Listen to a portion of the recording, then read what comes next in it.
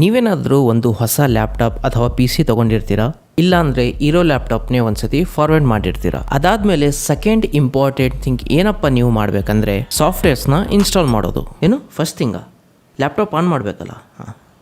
ಅದೇ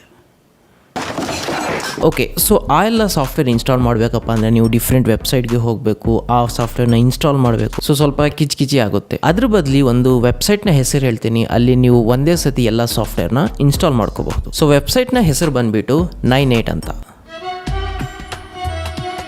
ಒಂದು ನಿಮಿಷ, ಸಾರಿ 98 ಅಂತ.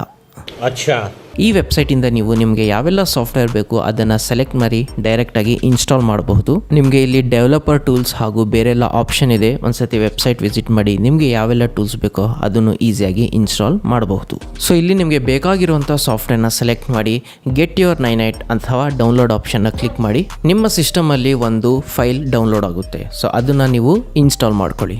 ಸೊ ಆ ಫೈಲ್ನ ಇನ್ಸ್ಟಾಲ್ ಮಾಡಿದ ನಂತರ ನೀವು ಯಾವೆಲ್ಲ ಸಾಫ್ಟ್ವೇರ್ನ ಸೆಲೆಕ್ಟ್ ಮಾಡಿದ್ರಲ್ಲ ಅದು ಆಟೋಮೆಟಿಕಲಿ ನಿಮ್ಮ ಸಿಸ್ಟಮಲ್ಲಿ ಇನ್ಸ್ಟಾಲ್ ಆಗುತ್ತೆ. ನೆಕ್ಸ್ಟ್ ಟೈಮ್ ನೀವೇನಾದರೂ ಸಾಫ್ಟ್ವೇರ್ನ ಇನ್ಸ್ಟಾಲ್ ಮಾಡಬೇಕಂದ್ರೆ ಈ ವೆಬ್ಸೈಟ್ಗೆ ಹೋಗಿ ಈಸಿಯಾಗಿ ಮಲ್ಟಿಪಲ್ ಸಾಫ್ಟ್ವೇರ್ನ ಇನ್ಸ್ಟಾಲ್ ಮಾಡಬಹುದು.